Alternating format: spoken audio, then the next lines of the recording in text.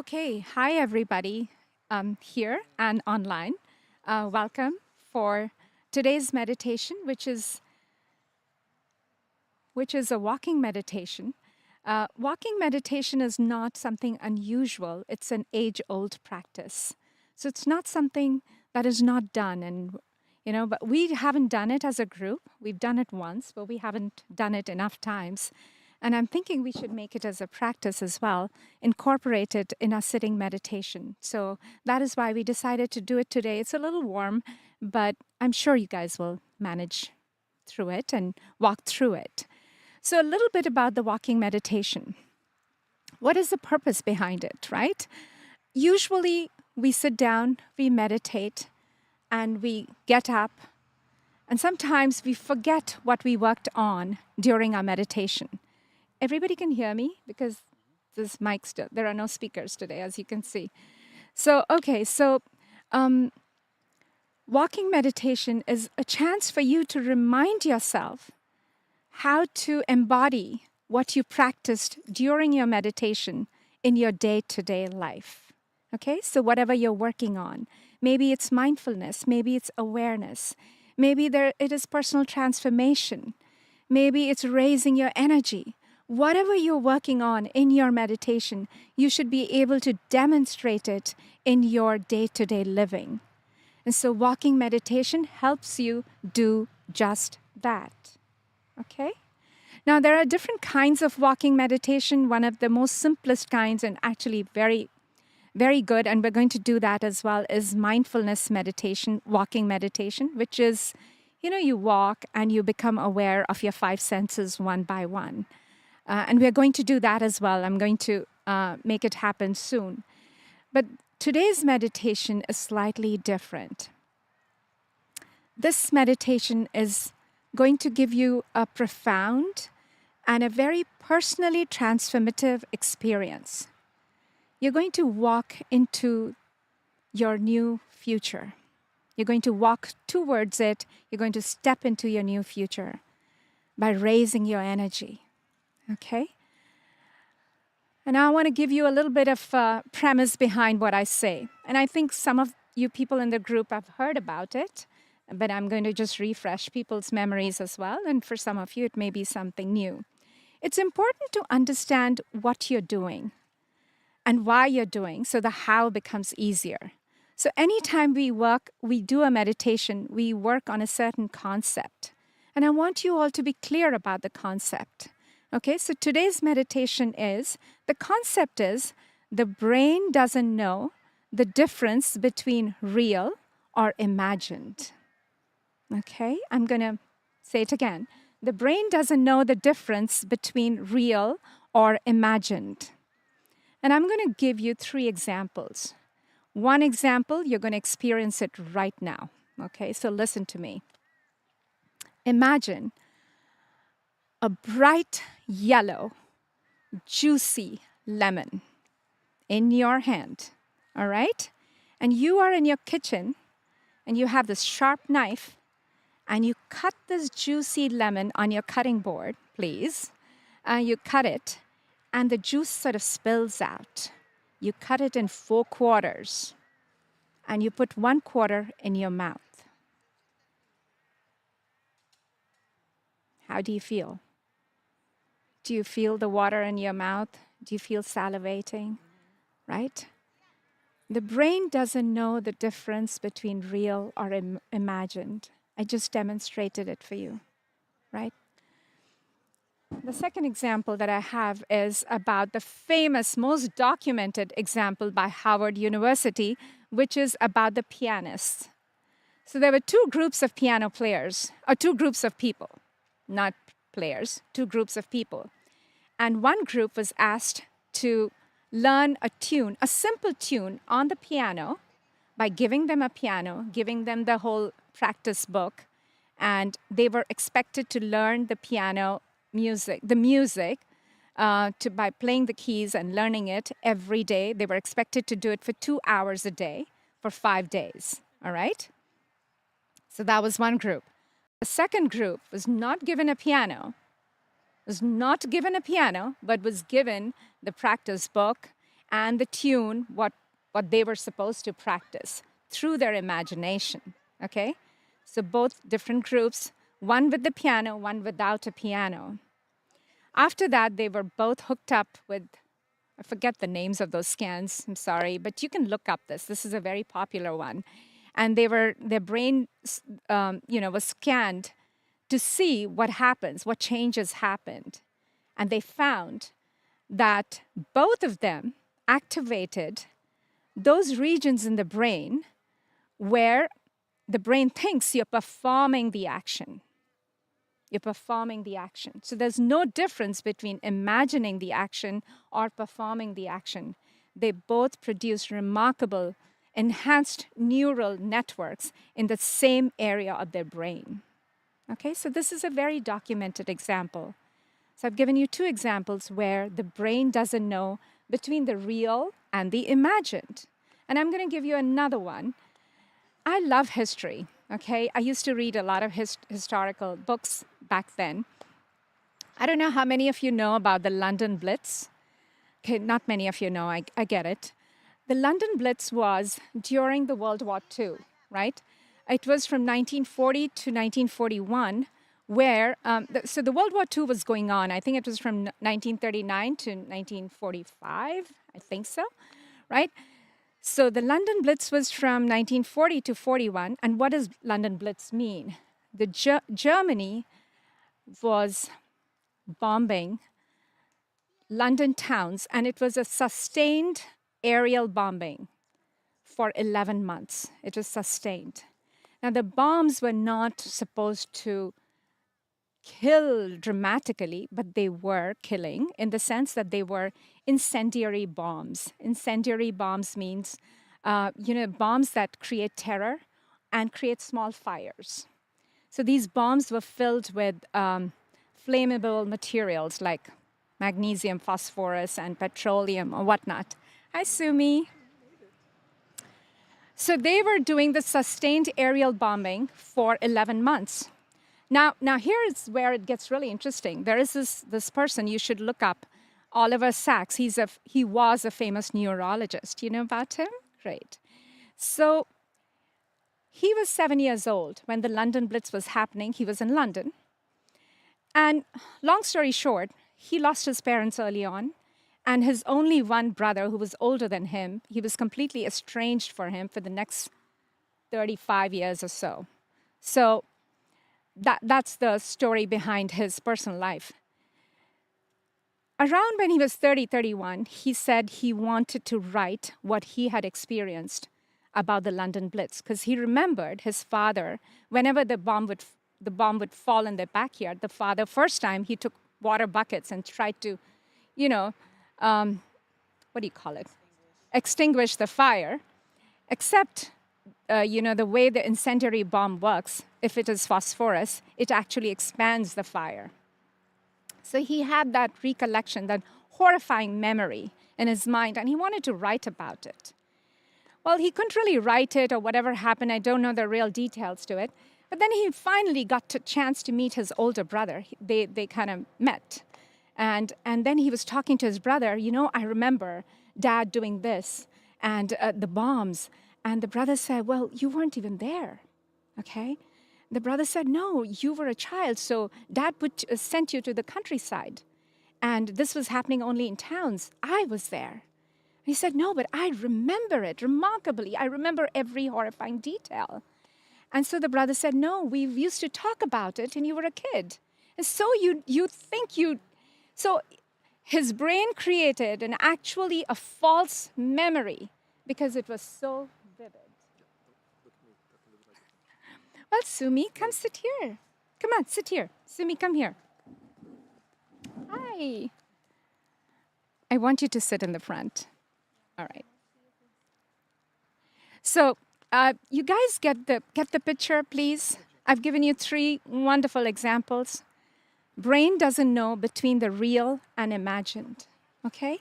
So today's meditation is going to be exploring this concept. If you work hard enough in your meditation with the right music, the right experience, you probably not probably, you will create your brand new life. Now, there are some caveats to this, okay? There are some caveats. The only time the brain recognizes this is imagination and this is real, it is self-generated or it is coming from somewhere. When does the brain recognize it? There are 4 or 5 things when the brain recognizes it, okay? The first is when it is not vivid enough. When it's just an imagination, it's kind of dry. Like you can't have that visceral experience of biting into a lemon.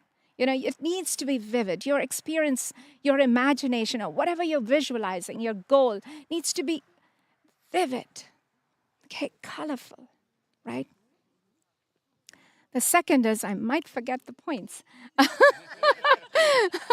Right, forgive me, I have it here. Yeah, no, I want you guys to remember it all. So, yeah, the second is lack of enough details. Okay, lack of enough details. Now, if I ask you guys, you know a bicycle is something so common, right? But if I ask all of you, most of you would still not be able to draw it exactly in detail. If I ask you to draw a very common bird, I don't know which is a common bird, a robin or a cardinal. I mean, chances are most of us, even though we see them flying around, we wouldn't be able to draw it in exact detail. How long is the beak, how pointed it is, what are the colors, so forth. So knowledge is important for your details. The more knowledge you have, the more you know, the more you see, the more you experience. Knowledge is power. It's power. So if you want your dream, your goal, your vision, it should have that vividity, but it should also have the depth of detail, right? That's important. And if you don't have these two, then chances are your brain is going to say, okay, imagination, out. All right? Number 3, you need to feel the emotion. So when your dream is really coming true, whatever your dream is, if it's for a Maserati or a car, I don't know, your big house, your love life, whatever it is, what do you feel? Do you feel the joy, the excitement? So you have to emote through it. You have to experience it as though it is happening now. So you have to feel those emotions. So that's important too, feel those emotions. And also some of the heart-centered emotions. What are the heart-centered emotions, guys? Feeling love, feeling joy, feeling ecstasy. You know, my dream has come true. I love my life. You know, that kind of joy that comes from my dreams are coming true. So you have to feel those heart-centered emotions. And one of the most important emotion in this formula is feeling gratitude. Okay, because when you feel gratitude, it means you're in it's already happened, right? Now you're closer to the vibration of whatever you want, because gratitude is the ultimate state of receivership. It means you already have it, right? So again, remember vividity, detail, emotions, gratitude, and the fourth is, last but not the least, mental rehearsals. We talked about this, right? The pianist example, it's just rehearsing it every day, rehearsing it. And so the brain doesn't know that if it's actually performing the action or imagining the action. So rehearsing it. And athletes do it all the time. Actually, what separates an athlete from a champion? You know, athletes keep practicing it every day and they get good at it, but a champion does a dry run in his or her mind. Every detail. Tiger Woods is a perfect example of this. Every detail is crafted exquisitely in his mind before he goes out to play every game. And no wonder he's a champion. So these are the things that you need to have in your formula if you're trying to visualize a personal transformation or a goal. And last but not the least, I don't know if it's the right phrase, but I'm going to still say it anyways. Make it till you fake it.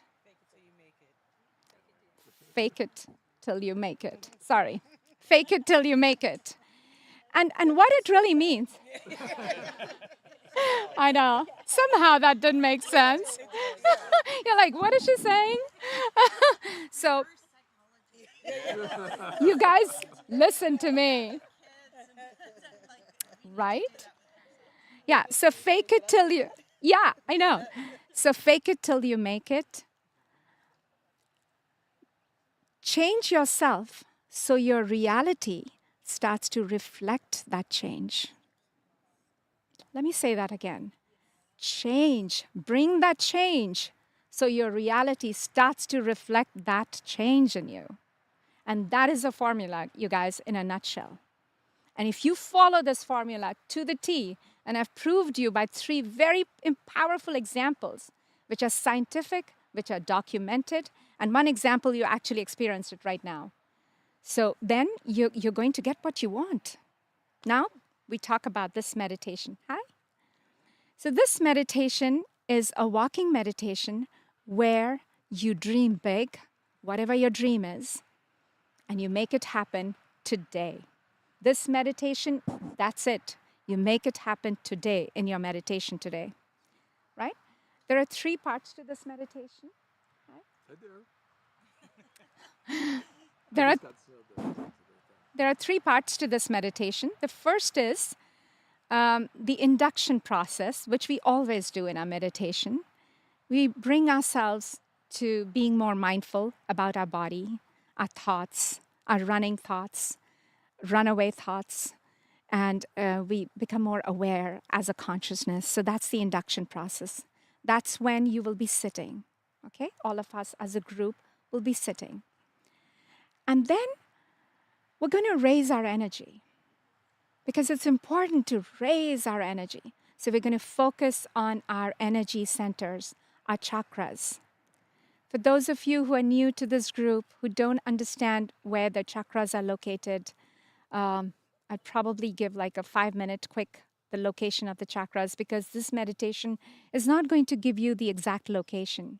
When the guidance is on, you should know where it is. So I'll let you know. So we'll raise our energy. That's the second piece of the first piece, the induction process, right? And then the second piece is the walking part. When you've raised your energy and now you walk towards your goal, walk towards your dreams, elevate your emotions, craft it in detail, make it vivid in color, sound, what have you, right? And then the third part is laying down. Wherever you are, lay down. Don't overthink this. Lay down and cement it in your consciousness. All the work you've done, just cement it. Surrender to it and let it go. You've crafted your beautiful design, and now you let it go to the universe. And that's it. And then the meditation will end.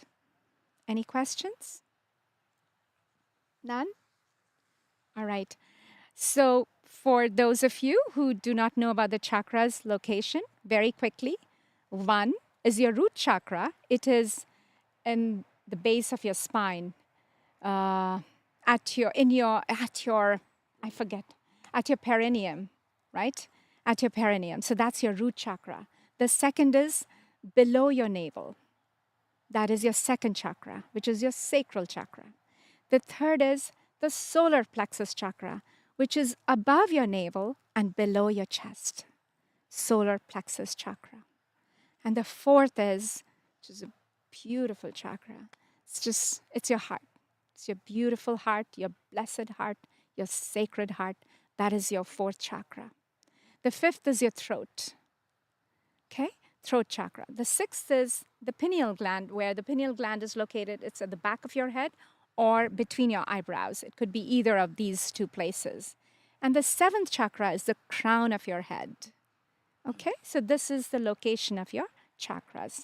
So in the meditation, I will remind you to focus on these chakras. And please do so because we are activating and trying to raise our energy, our dormant energy, which usually houses in the first 2 chakras. We're trying to bring it up. So our evolutionary journey is expedited, if you will. That's it. Any questions? Anything at all? This is the time to talk. Right? Yes? There are 108. I'm sorry. Yeah, there are 108 chakras. Yeah. But Almost as many as you have bones in your body. yeah, but we focus on these most prominent energy centers, and they are kind of situated on on top of our endocrine system, on our endocrine glands. So they have a physical association, but they're also like storage chips, housing information about ourselves, our soul.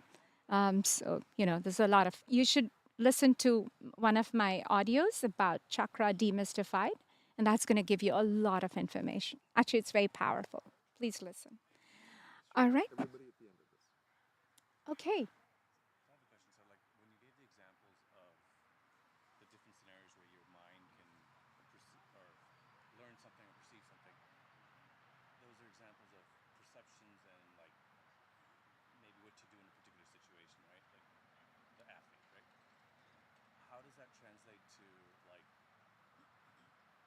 attracting things you want in your life? Yeah, that's a great question. So the idea is you create your scenario in detail, in vivid color, whatever you're trying to attract, and then just follow the formula. Vivid, detail, a lot of depth. You know exactly what is happening. You do a dry run, you do a mental rehearsal. What are you wearing? What are you saying? What are you talking? What are you feeling? It's just a whole mental rehearsal of whatever that dream of yours may be. But is that just experiencing that dream, or is it like actually making it real? How does that translate to making it reality? Yeah. I guess. So just thinking about it, curating your thoughts to exactly. So let's say if I want a big house, okay, where is it going to be? What is it facing? Is it sea facing or is it forest facing? What are the colors? How many rooms? And then do I drive a mile up inside my house to actually open my front door, or so all of those details. Get those details through your mind, visualizing it.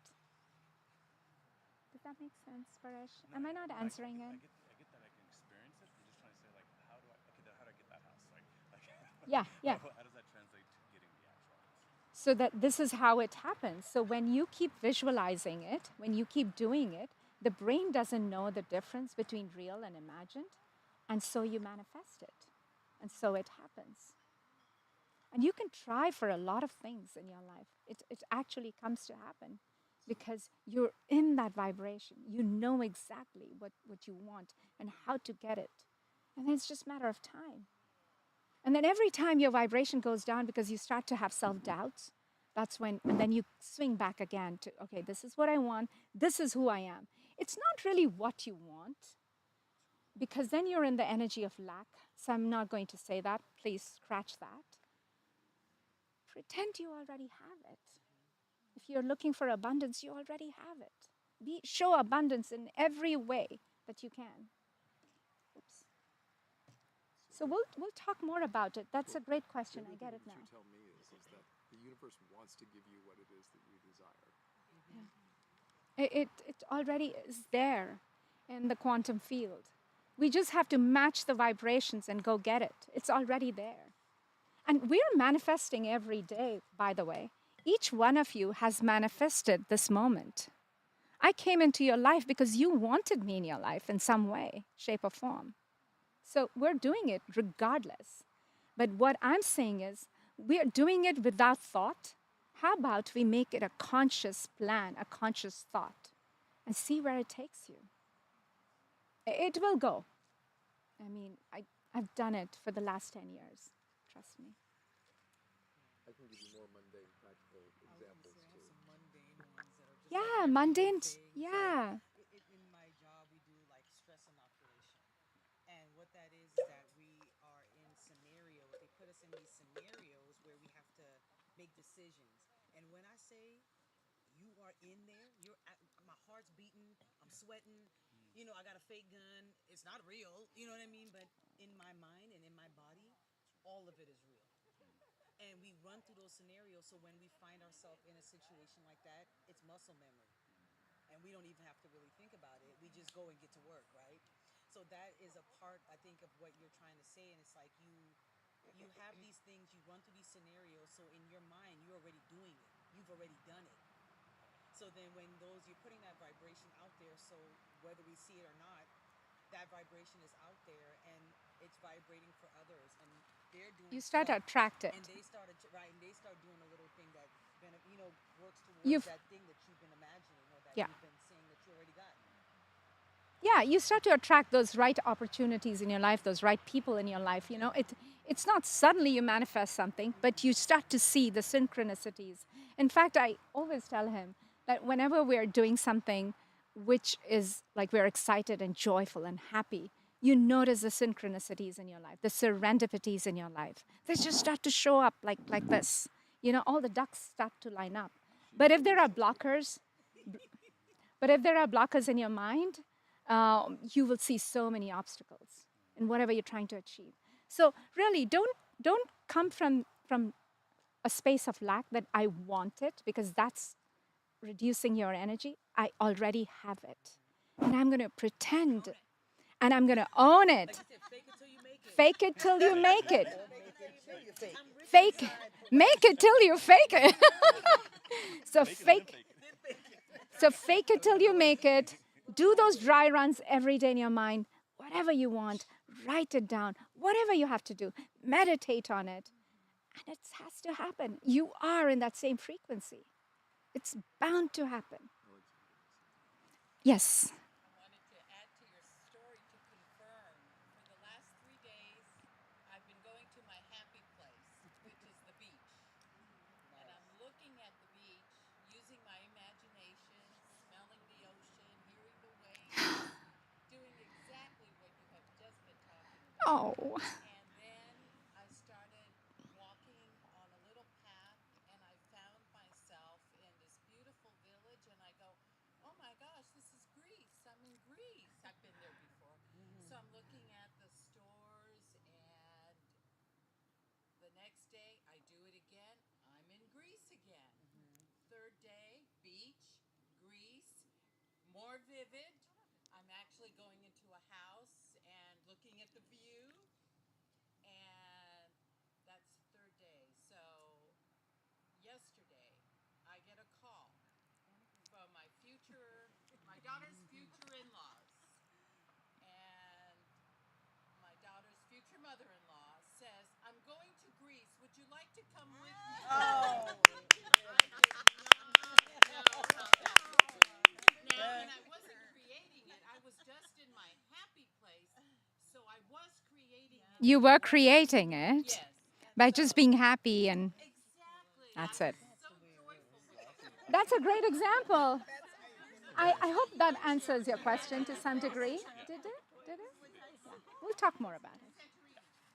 Because there's a whole bunch of levels to think about this on. It was all in her mind. It was all imagination. It was all imagination. But Yeah, I saw sun. She was at a beach. In it's her mind. amazing. That's amazing. Pure imagination.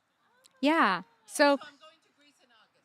all right. Oh my goodness. Great. Okay. All right. So yes, we should talk more about this. Yes, Sumi.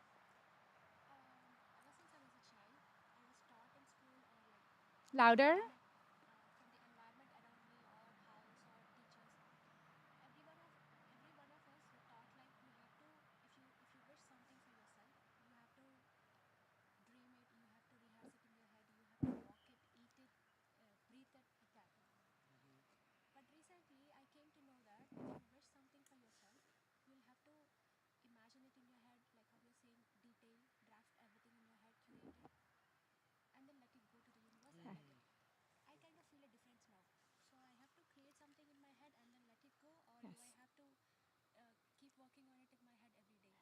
So I think what you're saying is a great point.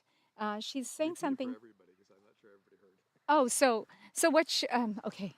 So just to give a summary, and maybe I could be wrong. So she says, I understand what you're saying. Breathe it. Get consumed by it, whatever you want, but then let it go by surrendering.